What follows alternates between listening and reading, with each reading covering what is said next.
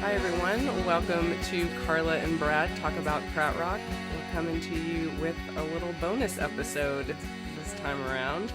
This is, we're working in between here, but I think it's a pretty special thing if you can actually see a krautrock band in the year 2022, and that's what we're going to talk about. Yeah, so tell us about the show, Brad, and you ventured off to London there for a little bit earlier in November. Yeah, so it was the Michael Rother and Friends play Neu 50th anniversary show in London at the Clapham Grand on November 3rd.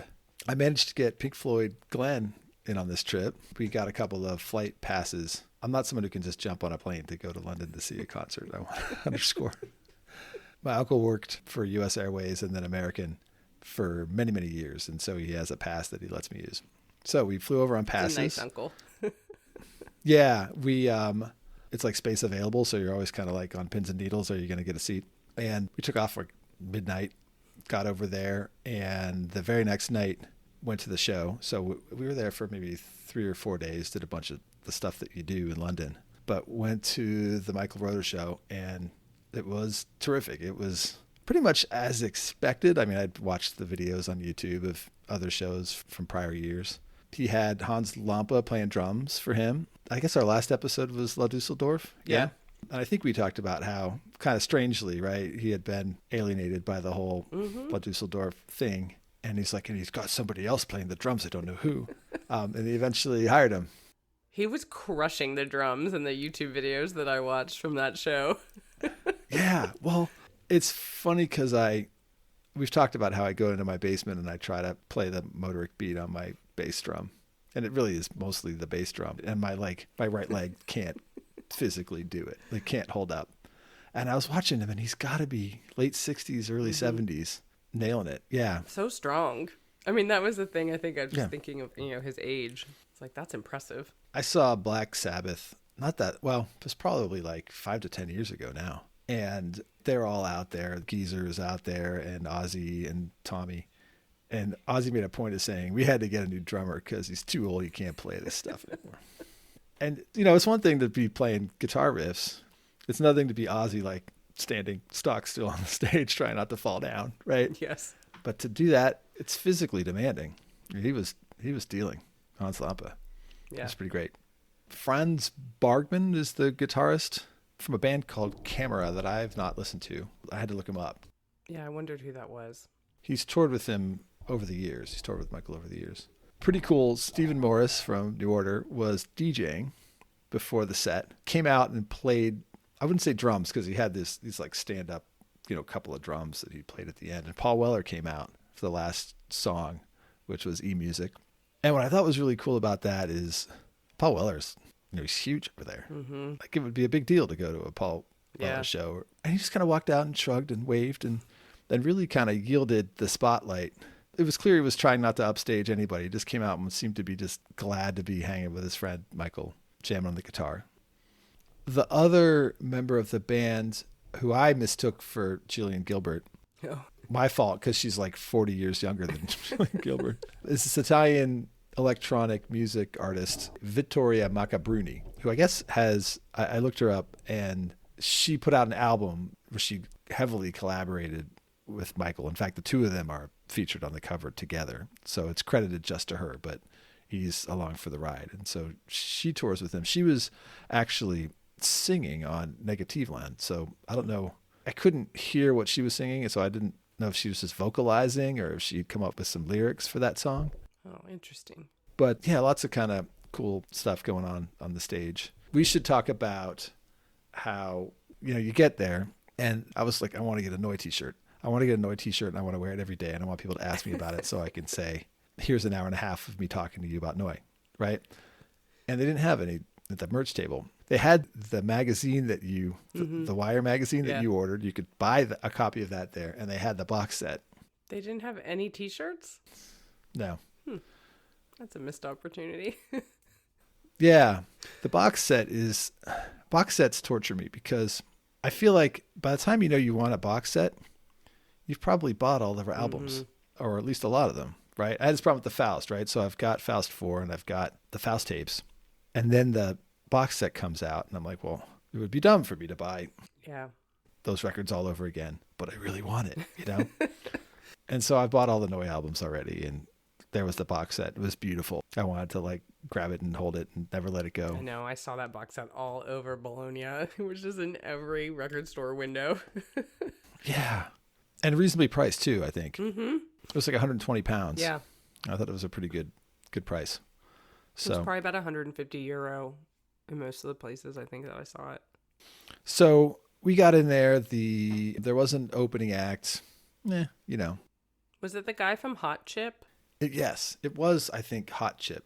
I don't know anything about them. I was like looking for reviews of the show, and I couldn't access the one that I found, but the one part that I did read said that Alexis Taylor from Hot Chip opened, and I wondered how it was. I've seen Hot Chip live before. Yeah. They're actually really good.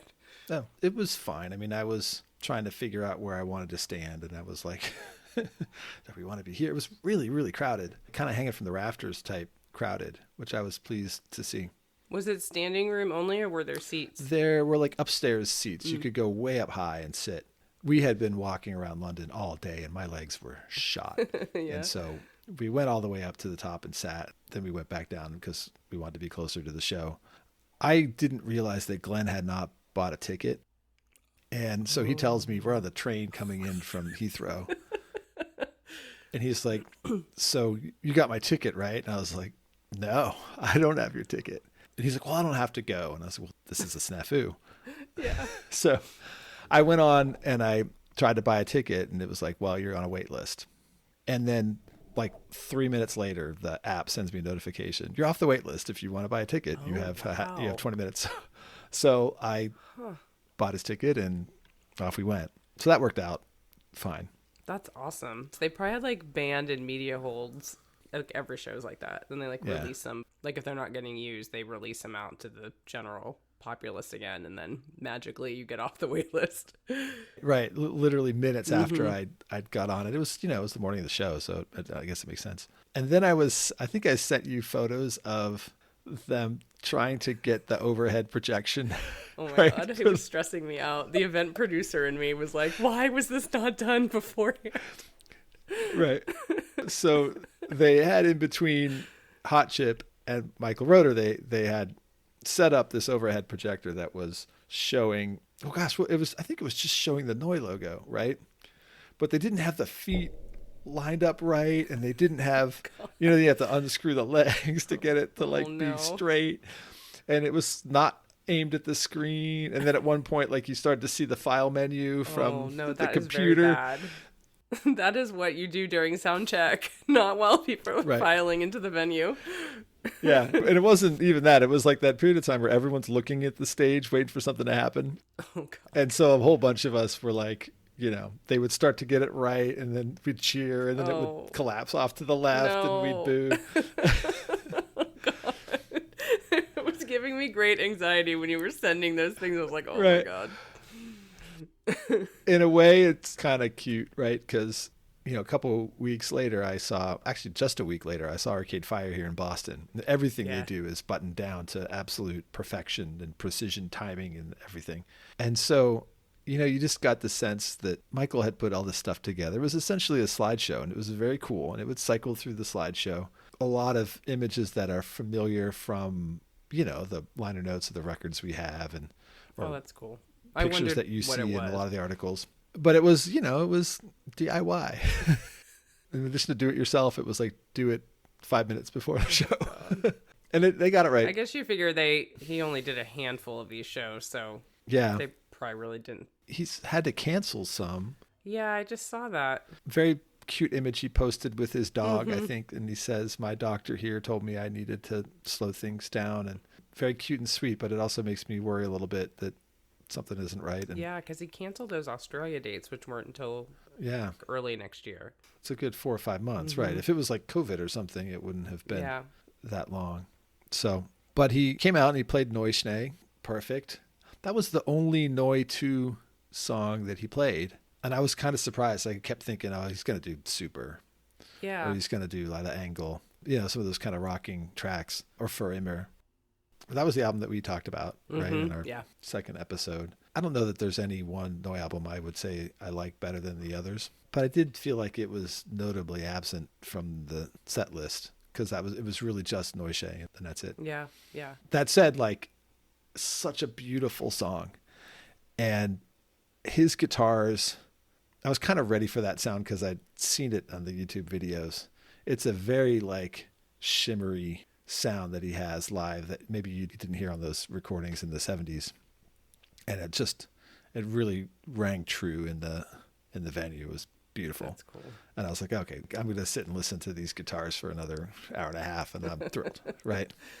It's nice that they figured out a way to be able to play a lot of their songs live. I mean, as we know from all these episodes we've been recording, that seems to be a common thread where they're like, we can't recreate these live.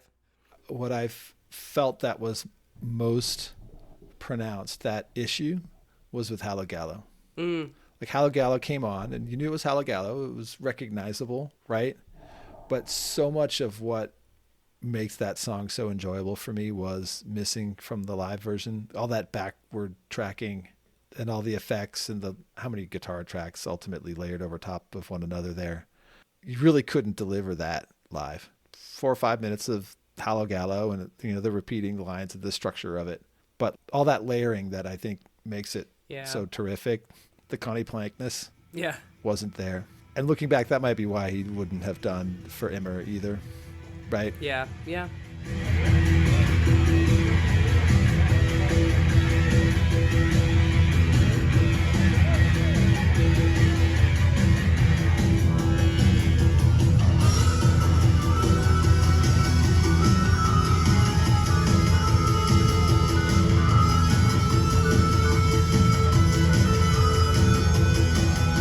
That said, like, the other stuff from that first album, and I think he emphasized the first, probably it's the 50th anniversary of the first album. He did Sonderangebot and Weiss and Say, right? And both of those were amazing. I mean, the sound on those was terrific. I didn't see any YouTube videos I didn't see for those tracks. Those. Yeah. He really hits the wah-wah hard, and I think it's Sonderangebot is the one that, it's not like a funky wah-wah, but he's using that pedal and the cymbals. Yeah. Sounded great. Really, really good. So no complaints there. That played some harmonia, which I thought was pretty terrific. Foreshadowing to our next episode. Yeah. Yeah. Deluxe, I didn't immediately realize. I was listening to it, and he kind of rearranged it so that he's playing like the middle section first before that. When you listen to Deluxe, there's that initial electronic theme or riff or whatever you would want to call it, right? We'll play it right now.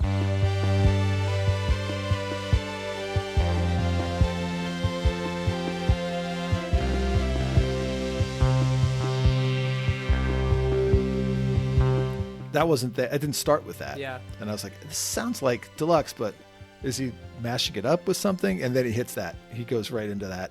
And I was like, oh, beautiful. Perfect. So and awesome. I was recording the video and sending it to you guys. Yes. I had a lot of FOMO that day.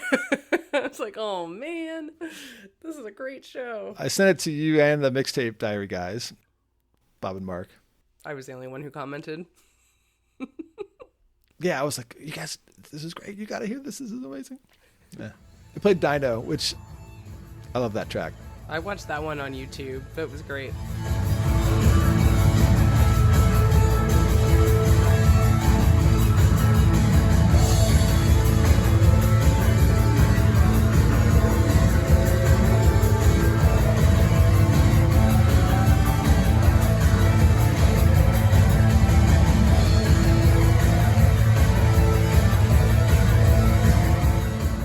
I was at the Franz Ferdinand show a few months ago, and in the last couple minutes before the band came out, between the opening act and Franz Ferdinand, they played that over the PA. That's cool. It's like, yeah, all right, good. I like to think that Alex Capranos chose that, but who knows?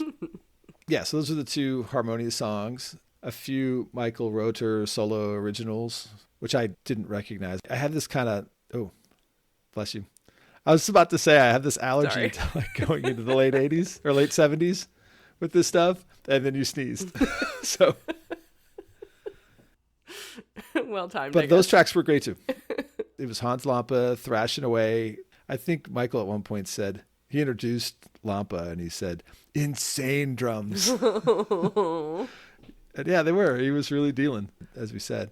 I think the thing that really struck me, and there's only maybe 3 songs on YouTube from that show that you can watch, but it just looked like he was really having fun. Like he was smiling through the whole thing, and it just, I love that in shows when you can just tell like an artist is like genuinely really thrilled to be there and just like having fun. Yeah, we've talked about it. He's so delightful. He's so nice. Yeah. He came out and he he addressed the English audience and said, it's great to be back on the island or whatever. And he goes, oh, I apologize. I don't mean to call it the island. I was just teasing. And we're like, it's not like we were mad at you, right? And he's like, I'm just upset about Brexit, We always enjoyed being on the island. Yeah, that wasn't meant in a mean way, but I mean, the political changes I'm not going to mention now. I hate them. Brexit lies! And then he launched right into the next song.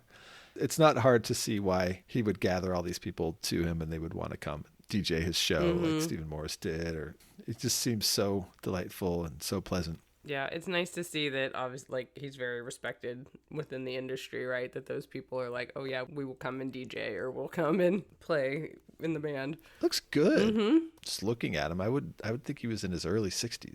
He was spot on with the guitar play. They had a couple glitches with the synths and he kind of laughed it off. I don't know. I was surprised he didn't play Hero, but then I thought maybe he didn't feel like he had someone to sing that. I don't know.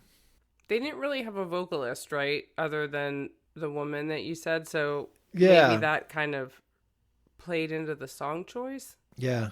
And maybe it's just such a Klaus Dinger thing, right? I don't see that he necessarily would I can't see him like singing those lyrics and believing it in the same. Yeah. We saw Peter Hook and the Light play Joy Division stuff here. And we were kind of like surprised at how good it was that he was like standing in for Ian Curtis and singing. Yeah, I couldn't see Michael credibly singing Back to Norway and Fuck the Press and all that stuff. So maybe that's why. So there's that video online of Iggy Pop bringing Michael out at one of his shows, and they play Hero, and Iggy sings it. That's cool. Have you seen that? I haven't watched that. Let's give a big fucking welcome to Michael Rother. Where is he? Come on, Michael. Get your butt out. There he is. Fucking the one and only.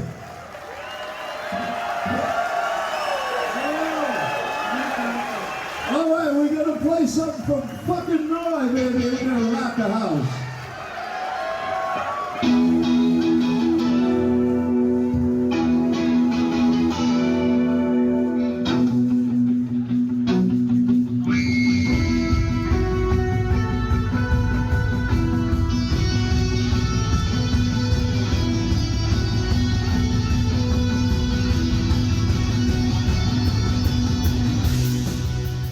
Cool. It might be another case of like when Connie Plank does the track, it's awesome, and when you try to do 8 minutes of Hero with Iggy Pop and Michael Rother, it's Iggy singing the same 3 lines over and over again.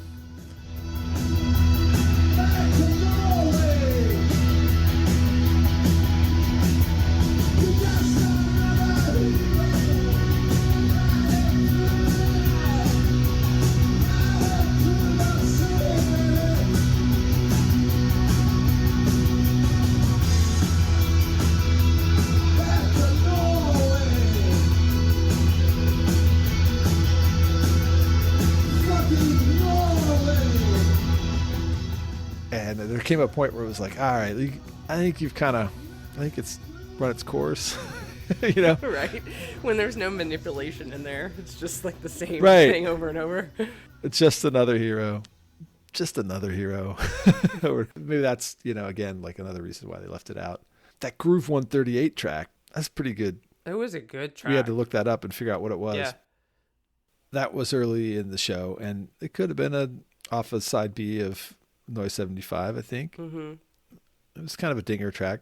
I thought it was cool just being able to see just like the setup. Like I'm always interested in like what the setup is for shows like that, because it's not just like a standard, couple guys up there with just instruments, right? So you had that table set up, and there were so many like boards and things. I don't obviously know the technical names for a lot of those, but I'm sure they were like mixers and things, but it was pretty cool to see all that kind of in action.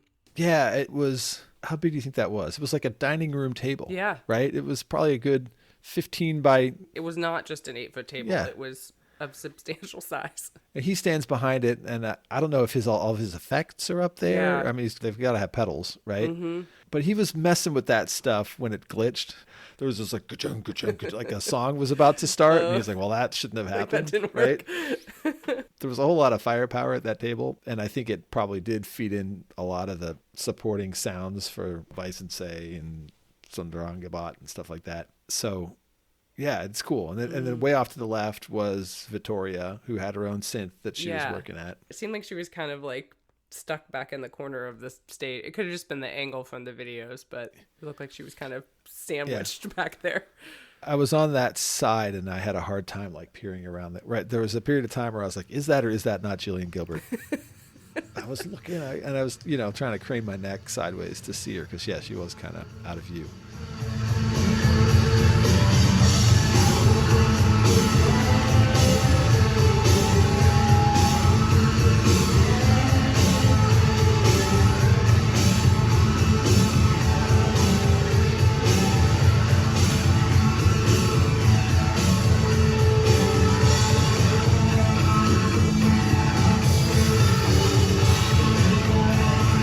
Paul Weller's tall.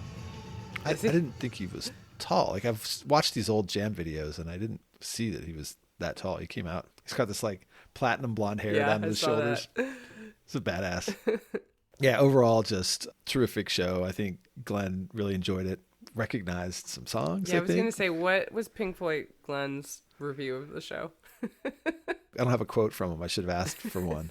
He definitely wasn't sullen and like waiting for it to get done. There's one point where he disappeared to go to the bar, and I was like, is he coming back? It was during one of those real slow numbers off the first album. But yeah, once the Motorhead came, he was up for it. He was mad for it. So that's cool. It looked like a fun crowd. I texted Brad earlier today as I was watching the YouTube videos, and there was a particular group of 3 gentlemen in the front who were really living their best lives. Bringing the heat, yeah. And I noticed they moved further forward by the time the video got, like once I saw the set list. In one of the earlier ones, they were maybe like 6 people deep, but by the time the final song came out, they were 3 people deep. Yeah. And was that people backing away? Or I don't know, but somehow they danced their way up there. I was like, that's awesome, though. I mean, that's why you go to shows like that. Yeah. What is your concert etiquette at our age? Do you like elbow your way up to the front when you get there? What do you do? I don't think I elbow my way up to the front anymore. I think I feel like I've just done that enough. Because I absolutely did back in the day. I would have just like... Me too. Didn't care. Wormed my way up there, and people will get out of your way. They're slightly annoyed when you go by, and they get over it, right? Yes. But now I'm like, I really shouldn't go in front of that person. I'm mindful. I'm 6'2", and I look around behind me, and if there's somebody who's short, I'm like trying to like get out. I know. I was always that way too. I'm like, I'm tall, and then I'm like, but I would always like walk with a purpose, and then no one really ever questions you. So. Because I was thinking that this would be the one where I might elbow my way up front. Yeah. Good friend of mine, really into the Tragically Hip. They were playing, I forget what the name of the album is, but their big album in its entirety in Boston. And he bought me a ticket, and he's like, we got to go in. And so I get there with him, and he just disappears into the crowd. Comes back 50 minutes later, soaking wet, head to toe, torn shirt, everything, right? 44 years old or whatever he was at the time.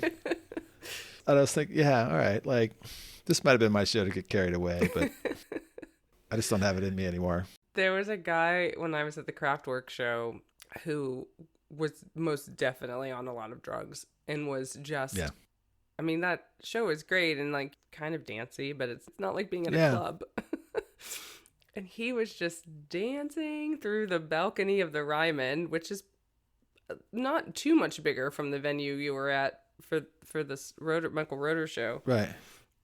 And finally, security had to like calm him down because he was just bouncing like all around like the Right. balcony. And I think finally people started complaining. And he sat down in my row, which was empty. So it was like me and then this completely whacked out guy on the other end. And I'm like, please don't come in. Please don't come closer to You gotta me. look at the corner of your eye. Yeah. You gotta have one eye on him, one I on totally the stage. did. It's like that guy is unwell. And he's very unhinged right now. Right. So Boston crowds are so reserved. Lately, there have been bands that I want to see, and it's like they're coming to New York, they're coming to DC, and I'm like, did they just skip Boston because they're tired of people sitting in their seats grimly, puritanically staring at them? I'll be honest, that's how Nashville shows used to be when we would. Yeah. It's not so much like that anymore, but 10, 15 years ago, you would go to the Ryman and it sucked because where you want all the fans to be in the front would be all industry people. And they would just be standing there with like no emotion because it's probably been like the fourth show they had to go to that day. Right. It was bad. It was just like a weird energy always. It's not so much like that anymore. And I don't really know what changed, but I really think a lot of bands didn't play here because of that. Right. They would just go to Atlanta and skip, or like Louisville and like skip Cincinnati, skip Nashville. It could just be that I'm at shows where everybody's older, including me, right? Yeah. And they're all behaving the way I just described, which is, I don't want any trouble. Right. I'm just going to stay back here and listen, right? And by contrast, in our 20s, I need to be able to sit down now. I'll be honest. I just need a seat. I need that like I need back support beam that I can lean on. Yeah. But yeah, it was a great show. I could quibble a little bit with the set list because there was some stuff I would have liked to have seen. And maybe that's just me saying I wish it had been longer, right? Yeah. Was it about 90 minutes? How long did he play? Yeah, I think that sounds about right. Certainly got your money's worth. It's just like you could have played all of the Noise songs. Yeah. Right. In reality, You could have played it's not that you much. played Super 78. That would have been fun to watch. Right.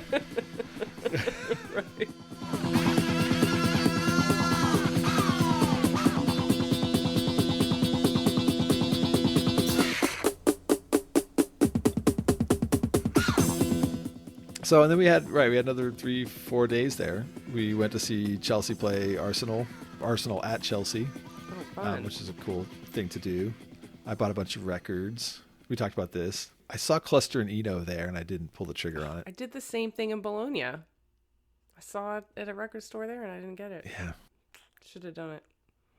Yeah. I feel like if I flip that thing over and it says 1972 on it, I'm like, yeah, I'm in. Count me in. It's 1978, 79.